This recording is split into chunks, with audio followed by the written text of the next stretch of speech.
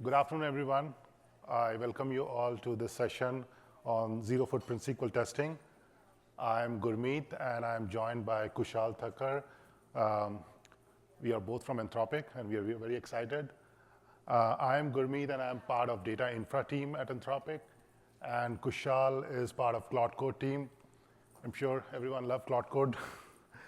And he'll be taking over the second half to talk about, basically how this framework which we have built, how we can adopt in your organization, because there are always these challenges when you build a framework. Yeah, it's a great framework, but how do we make sure that people are actually adopting it? How we make sure that people are actually using it and building something cool? So he'll talk about in the second half. So here's the roadmap for today. I'll start with the problem. And trust me, it's bigger than most people realize. Then I'll walk through the SQL testing framework and how it actually works under the hood. And then Kushal will take over the culture shift part, which is always the challenging piece. Okay, let's start with, again, a brief introduction about our team. As I said, I'm part of data infra team, and we build the necessary tools and infrastructure for data. And we cater to almost all of the team at Anthropic, be it data sciences, research team, or the product team. And Kushal in the Cloud Code team, and he worked very closely on the developer productivity. As you know, people use Cloud Code for writing code, and how do we make sure that, how we can make sure that, measure the success of that product, whether it actually people are using it and making them more productive. Okay, so let's talk about the elephant in the room, the problem that nobody wants to admit they have. Let me start with this. I'm sure many of you have seen this in the newspaper. I was around. I literally joined during that period when this news showed up where Facebook was calculating the video metric incorrectly, and they were overstating it by 80%. And as you know, many business decisions are made based on the data. People pour in billions of dollars for advertisement, right? And that kind of started, introspection internally, like why this happened. And as you know, like ultimately it turns out some SQL error or some dashboard Zuck was relying on, which was not trustworthy. So, and that resulted in many changes in Facebook, how we compute, how we process, how we make a metric layer and things like that. So yeah, the root cause was a SQL issue. And no surprises here. I'm sure everyone has some story to tell in their busy week, especially if you're part of data team. You go Monday and you see, oh, suddenly the dashboard is 90% down, and before you realize your CEO is reporting, why it is down, and it could be like some changes we push in the production or some filter condition which was missing, things like that. So everyone has different interpretation of this story. So I'm sure everyone can relate to this, and in every company it's pretty common. And now, I just added this slide here just to make sure that, people think SQL is simple. It's not even a programming language like Python or Java. But in case people are familiar with SQL, it's pretty simple SQL. There are a bunch of fruits and the prices, and I'm using max by function, which under the hood returns the fruit ordered by price descending. And any guesses? Like what will it output? The fire, right? Most people are saying fire emoji, right? So, okay. Actually, it depends if the emoji is null or not null. So that's the reason I put that emoji. So yeah, if it is not null, no surprises. Every engine behave almost like same way. But if it is null, that's where I think things behave a little differently depending on which engine you're using. And I think in this case, Apple for ClickHouse, DuckDB, and null for rest of the engine. And people change engine, moment new stuff comes in, let's use ClickHouse, and let's copy paste the query, maybe a little bit of modification, and now there are a lot of tooling available. Cloud Code can automatically generate some queries, right? But these are the things which are very tough to detect, and mostly it is like post-production you realize, okay, because of nulls, this thing happened. So the point I'm trying to make is like SQL looks simple, but, and this is not a production SQL. Like in production, we have 500-line SQL. So, okay, so why don't we test SQL? And we have heard all the excuses because I also made myself. We don't have time. Testing seen as overhead because we just write a SQL query, put up some dashboard. Okay, it's looking good. Let's ship it. People generally do not spend time on testing SQL. And there's a pressure to ship fast, and it accumulates, the tech debt just adds up. And SQL is simple, which I'm sure I'm able to convince you that it is not. Even the simple SQL query sometimes give different result depending on which engine we're using.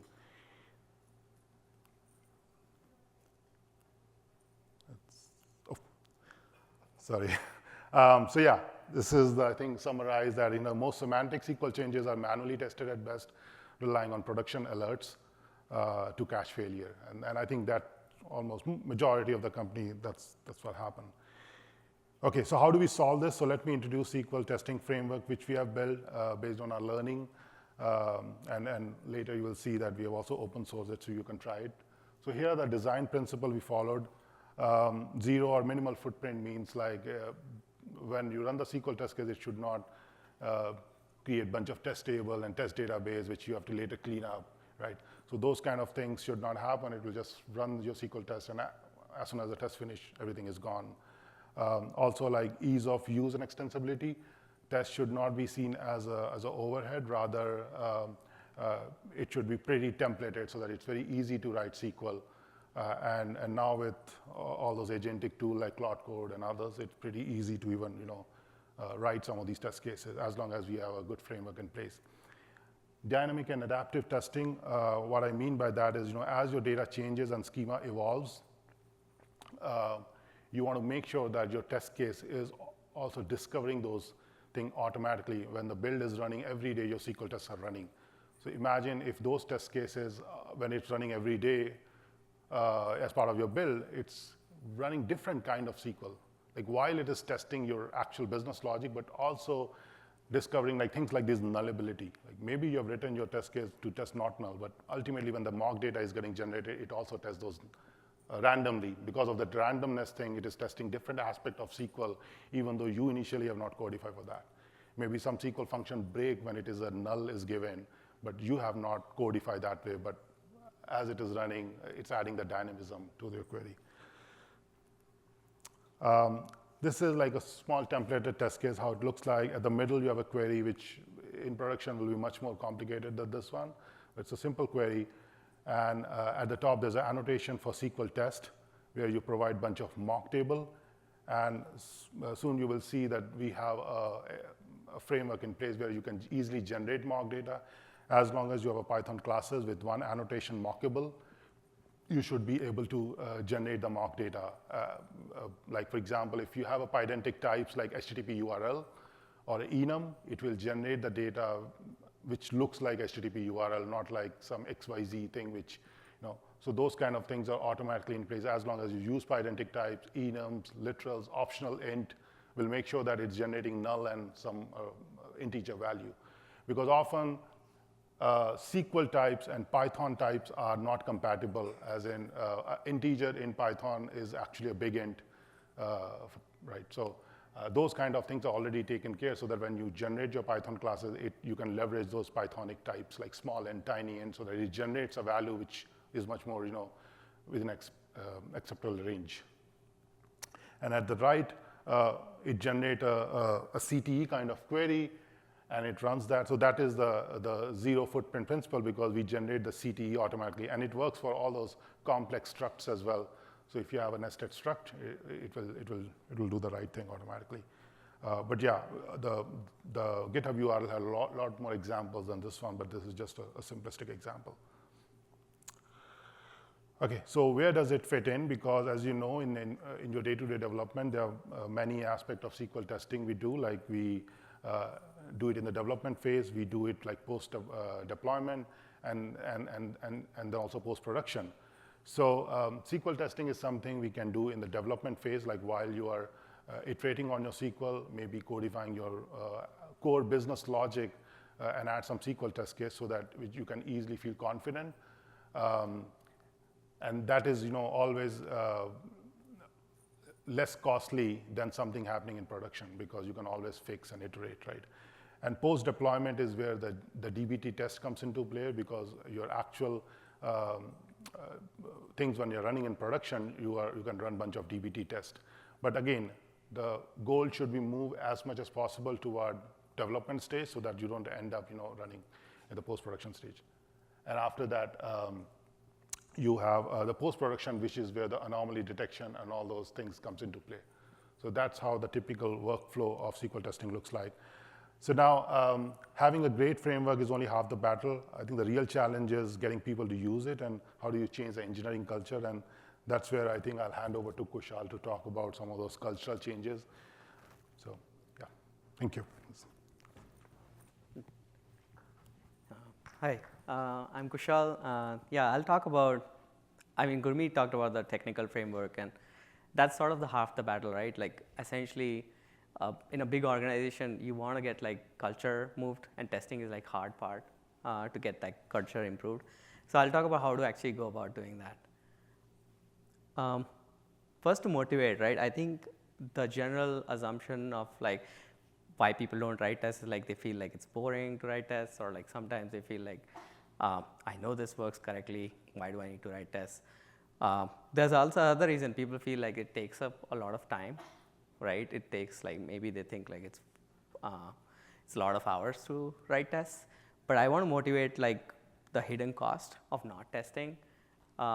If there's an incident due to not having tests, like it can take up to like 120 engineer hours. It can also lead to like lost revenue or like loss of customer trust and team burnouts. So some of those things are not even measurable, like, and they are actually very like important for. So basically, we can't like afford not to test. It's like super important, especially in the data domain. But how do we get there?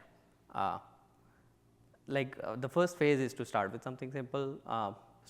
Test only broken queries. It shows like immediate value to the team and like gets like buy-in. It also helps you figure out like the early bugs or early problems in your process. The next phase is to actually have like some CI rule to have tests, to enforce tests only for like new queries, right? So if you have someone adding new queries, they should have tests. You should ask for tests in code, like in code reviews, everyone should ask for tests. This ensures like the developers get comfortable with your process or like, frameworks that you're using. It also gives you like early feedback on what's not working, what's not working.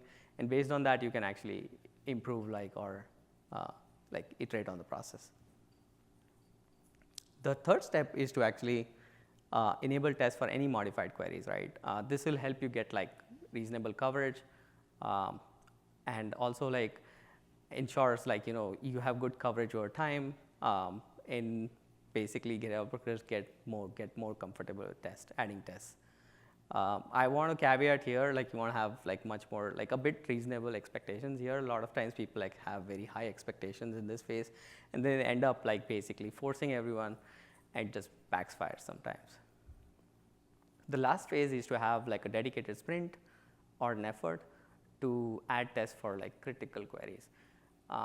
Why critical queries? Critical queries actually, like there are a few queries that are so critical to the business. You'll see like most of the incidents are caused by those queries or like the high impact incident. So it's good to have like it's very high ROI to actually add tests for those queries. Yeah, so at Facebook we used to call it like lockdowns. Like it's good to have like one phase like where you go and like add tests on those queries and increase coverage. All in all, I will also say like you should celebrate milestones, and as you are doing these things, and like encourage like engineers who are actually adding tests. That actually gives positive feedback loop as well, because you want to have like people having fun while doing this, not make it a very academic exercise. So how is a typical like journey? Like you'll start with like skepticism. So initially you don't want like to show like documentation manual or like, okay, just this is a manual you want to follow. You want to go show demos of like how to add tests. Demos work really well, especially initially. Then you want to maybe like help pair program with engineers and to ignite the curiosity in them. Share success widely as much as possible. Also to keep momentum, like keep expanding scope and like provide, like let's say you are only working with your team initially, then once that works out very well, you should actually go and ask other teams, like cross org, cross team, and overall, like throughout the process, like get feedback and iterate on this. That's super important. Without that, it'll just be like, you know, some process that people have to follow, and it might not be the most efficient one. Eventually, it'll become like a new normal, and people will think like that's the way of life, that's how we work. And then that's when you feel like, okay, you've done, like you've been successful over here, right? Yeah, we talked about a bit of the current state of this framework. I want to talk about a bit about like the future, what we are thinking. First of all, like AI-powered test generation. We work in an AI company, so like that should be the first thing. Right now, like people in the non-SQL domains generate tests, a lot of unit tests using AI. So I think the SQL domain is where actually the AI-powered test generation is starting to show. I think this is very promising direction. We are thinking of going in there. We want to support multi-cloud. So a lot of companies are like in different cloud environments. We want to support like having that. Automatically generating the data quality checks is another area where basically since we already know the rich data types that folks have, we can just generate data quality checks based on that. At least the basic ones, not everything. Yeah. The other is around query engine migrations. Like there are a lot of query engines right now in the market. There are few which are like very popular, but each of these query engines have their subtle like strengths and weaknesses, and sometimes you want to migrate or like, you know, use different queries for different use cases. So we want to support like correctness checks across that, because as like Gurmeet explained earlier, that is also a very complex issue. Sometimes like, you know, there are subtle differences between these query engines. The other is like perf evaluation. So like performance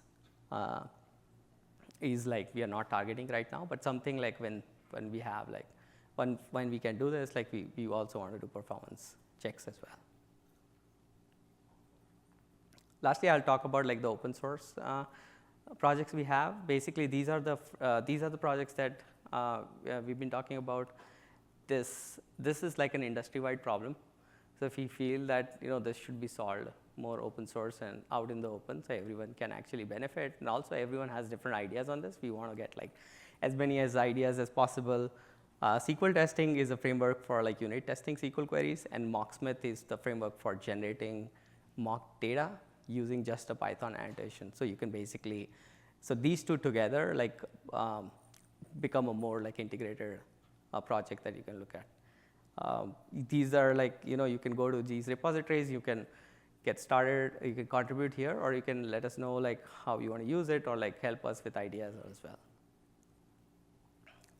Yeah, help us build it, or like reach out to us if you have any questions or if you want to contribute to it. Thank you.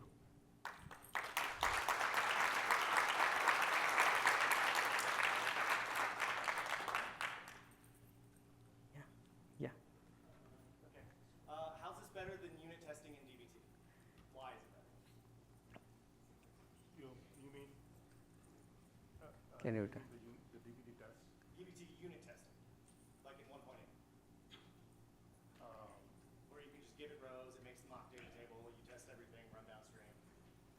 We also use DBT in Anthropic. I don't think we use unit tests heavily, so I'm not able to comment on that. Yeah. So yeah, I'll definitely see like what benefit it has to offer. But is it literally running the query like in some database, or is it? Yeah, it just it makes a CTE, it runs the whatever rows you set up, however you set them up, and then let her rip. Okay. Yeah. Oh, sorry. No, it's okay. It's also, I think the other reason is like if you don't use DBT, that's where you can also use that. The other is like we do have like mocking as well, so you can basically do mocks as well. Okay. I don't know what DBT unit test supports. That's the other thing. Yeah. But something I should definitely Have a DBT have a better answer next time. Thanks for your talk. A question, do you have some kind of framework or mental model? What transformations you need to cover by test? Because sometimes it's just like renaming some columns or pulling data from one table to another. And do you create tests for each of these models, or you have some rules that, for example, if there is some transformation or aggregation, that's where we can create tests? So, in my opinion, I think SQL testing should be required for testing of business logic, but not for the projections and all. Like if all you're doing is like just doing some bunch of projection or simple transformation, it may not be needed. I can give you a few use cases where it helped me even identifying a few bugs in my code. So this is like I wrote a SQL query which all it is doing was joining two tables, and the expectation was it's like a cumulative data. So it will look at the previous day's data, today's data, and somehow make sure that every day I have a latest value of the data, right? And I use a bunch of max by, kind of functions. But ended up what happening was, when I actually wrote the SQL test case, it was not producing the expected result. And the reason was, especially in the Trino or Presto, the way you do those max by, you have to use a where clause to specify is not null. So I was kind of assuming that because of that, when it looks up the yesterday's data and today's data, let's say it's null, the max by or something, it will just propagate as null, not like the last not null value. So some of those simple bugs can be easily identified. And also the second thing is regarding upgrade. When I was in my last company, I was doing upgrade. I guess it was Athena V2 to V3 or V3 to V4, but some version upgrade. And AWS was pushing us, you should just migrate everything to V3. It is running, it's fine. And but we have tons of pipeline. It's not easy to suddenly start V3 and the next day you will see everything is failing. So what we did is, we had SQL test for every SQL we run in production. And even if it's like the simple SQL, just checking whether the SQL actually works or not, just assert greater than 0. Even that alone, we figured out when we run in V3, a lot of SQL started failing, like UDF behavior was different, in Athena V3. And then we reached out to AWS, we had this 100 queries and 10 of them breaks because of all these weird issues which we don't know. And that kind of started a process. Let's fix that. So they push the deadline to, once they figure out, this is, it's still not prod ready. So things like that give you more confidence, especially when, vendors are, pushing you to upgrade things from V2 to V3 or V3 to V4. And all you have to do is toggle one key, and then suddenly all your test cases, even though, let's say you started with a very simple test case, give you more confidence. See, it doesn't work. I cannot migrate to V3. So certainly for business logic, because often SQL becomes so complicated that it has the core business logic. When you're doing, let's say, for conversion pipeline, like you're looking at your views data and impression data, you try to connect and like last 28 days lookup, and all those complicated things, we ended up writing it. And when we inspect manually, it looks, this looks good. I just manually verified it looks good. But often there are, hidden bugs which we only see post-production. So as long as we can write those test cases for those business logic, you feel more confident that what I promise that it is what actually it is doing.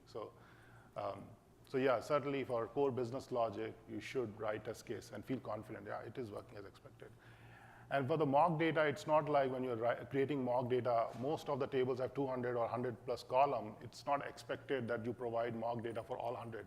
So that's where the mock library generate the mock data for you with just .mock command, and you can always override with your specific value.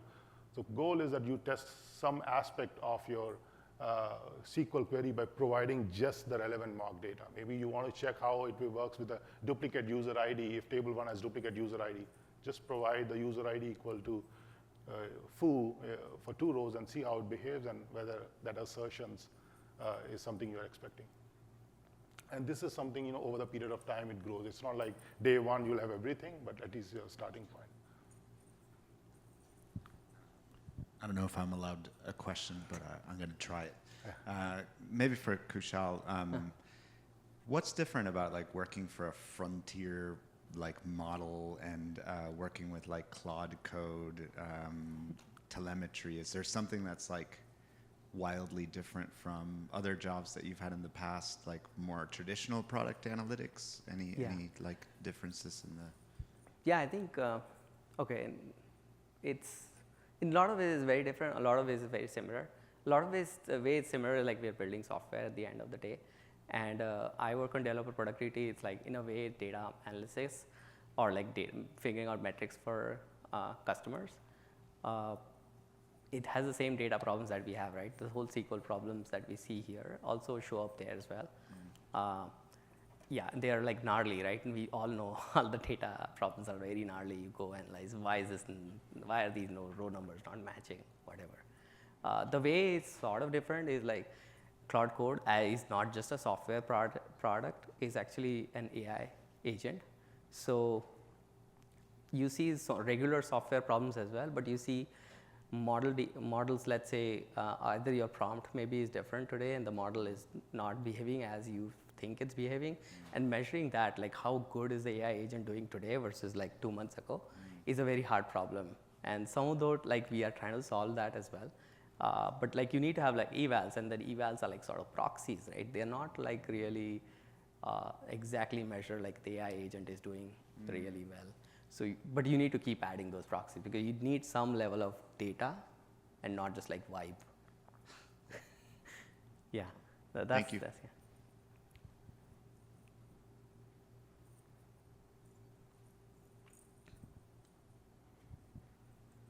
My question is surrounding like data catalogs and how maybe the tests here integrate with a tool that has a data catalog. For example, in DBT, if you have a test that you configure, you can actually see it in the DBT docs. Like, oh, this column has these like specific data tests. This also integrate with a tool like that, or yeah? Not yet. This is a standalone tool for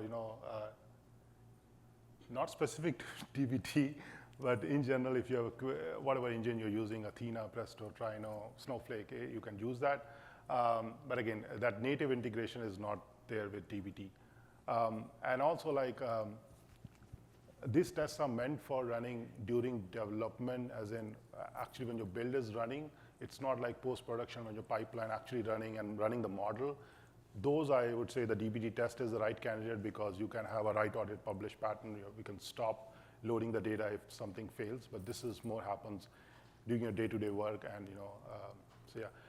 In terms of what we have done in my previous company is the coverage part. Basically, when you write SQL tests, you may have hundreds of SQL. How do you measure like how good your coverage is?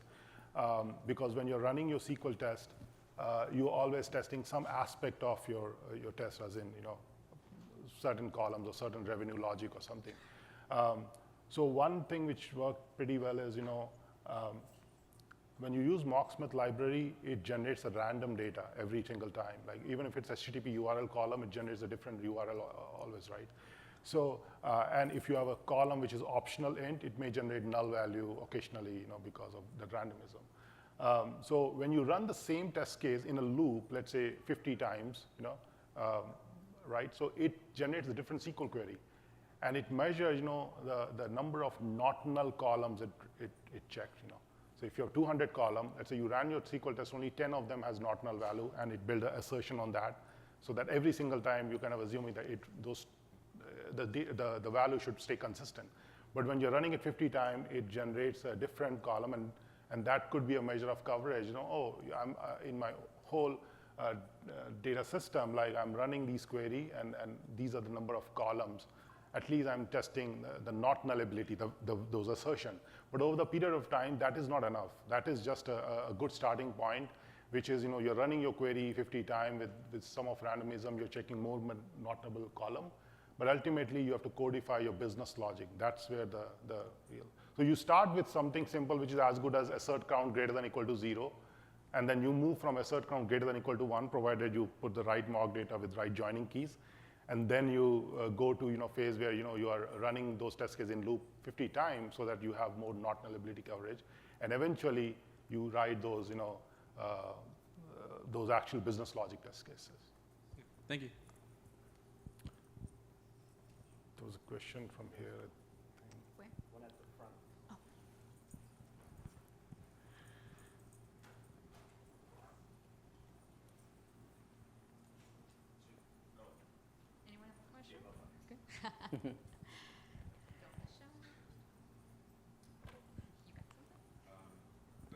Early in the presentation, you spoke about the testing framework allowing the ability to surface new issues as the data evolves. Does that relate to the mock library and sort of creating new data on every test instance, or is this? Yes. Is there other things that you're sort of referring to there? Yeah, I think it is along that line because it generates a different mock data. So you may see when you write SQL test case first time, it works, you tried it 5 times, but suddenly after 5 days, when your builds are running, every day it's running, you see, oh, that test has failed. And then, oh, that is because of it is now testing some different path which you have not codified. Maybe you have not handled null properly or something in your SQL. But the library will give you the exact SQL which you can copy paste. And then see, oh, why those assertions which you, let's say you are testing some assertion, this should be greater than equal to 1.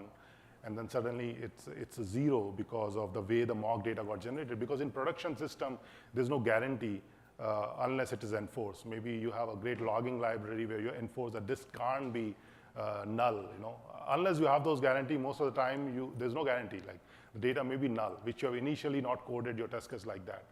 So those library will, you will those flake test, flakiness, in your test cases. Which a goal is that you should actually go and fix those. And most of the time, it may lead to you have to make your SQL a little bit more resilient. That suddenly it gives, many SQL, right, if it returns null or something or index not found, like those Presto has this, that index 0, 1, 2, and suddenly it is returning out of bound or some weird SQL issue. So those resiliency also makes, you have to bake in, as you see those flaky test cases.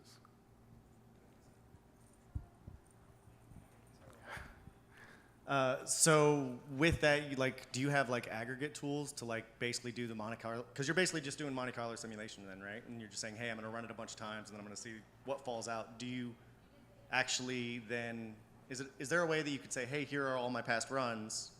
You tell me what fell out and tell me where my coverage is missing on the idea of coverage. So the SQL test case, the example of the loop which I gave you, that is something as a developer one has to do. Like the SQL test alone, you write a SQL test, it runs every single day, fine. And then you get all those, every day when it's running, it's generating a random data. But let's say if your exec wanted, show me the coverage of this whole SQL test case, right? Now you may be testing, let's say in your SQL test case, just 2 columns, right? Yeah. But on top of that, what you can do is, let's say when you run those SQL tests, that SQL test alone, let's say in a loop 50 times, or 20 times, I'm just exaggerating, but let's say 10, 15 times, and then, we have those, and then you take snapshot of those mock data in some, Python, this thing, right? So you can take a snapshot, and your goal is that when I run those things, it should match always, those input data. Given the same input mock data, it should match against the same output mock data. Now with that alone, what happens is when you run it 50 times, you are testing different combination of your query and maybe many different columns, not just what column you originally codify for. So suddenly, when you run that code 50 times, you'll see, that I have 200 column, and now I'm testing, let's say, 150 of those. Even though those are just simple assertion, all it is doing is given the same mock data, whether it is producing the same column value for some, let's say, 140th column or something every single day. So that without doing anything, just looping through and putting some, some simple assertion, you are just testing it every single day. Now, imagine, let's say, somebody push a small code change which impacted that 140th column, just slightly, right? Now, suddenly what happens to those test cases which you're running, which all it is doing is reading the same mock data, the snapshot in mock data, and it will say that suddenly it is not 1.1 now, it is 1.13. So it will flag out those issues just by those simple, but again, those are not in the framework, but that's like I'm saying, when you actually write test case, you can build some of those things. So at Anthropic, do you normally do that as part of a weekly check of your coverage? Do you do regular coverage checks as part of CI/CD or anything like that? So this one, currently in the adoption phase at Anthropic, we recently joined Anthropic. So this is also all those things which I'm talking about is, coming from the previous company I worked for. and the learning we had in all our previous company. So some of these stories which I mentioned about, coverage and the snapshot is something which we use there, and it proved to be useful. Because with less effort, suddenly you see that, oh, I have a coverage for, let's say, 90% of my columns, But again, is that good enough? Maybe, may not be, but at least it is giving you the confidence that next time when somebody push a bad code change on certain column, it will flag out that why this data suddenly changed, with very minimal effort.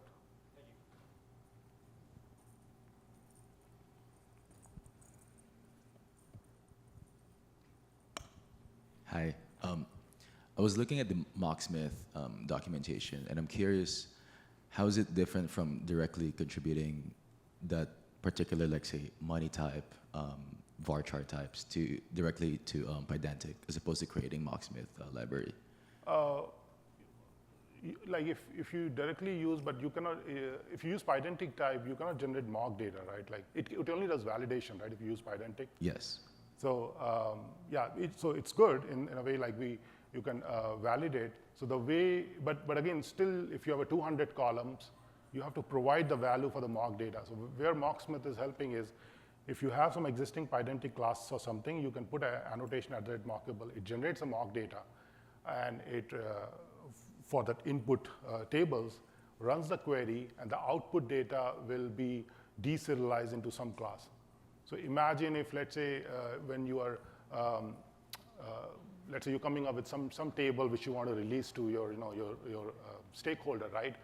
You can provide those guarantees, like this particular column, let's say, will be of type enum, which these 5 values.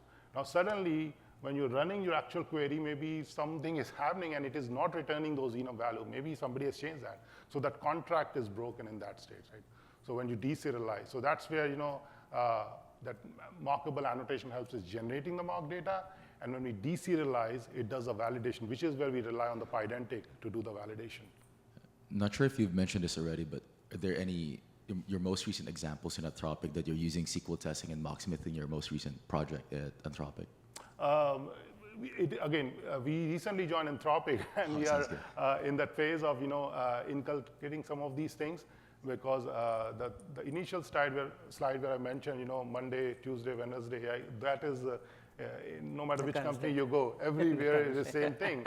So, but how do we make sure as a data team use some of these tools and technology to ensure that we surface those issues much earlier in the cycle, because that's where the cost is less. Because moment it is in the production, then you get a mail from CEO, and everybody wants to avoid that.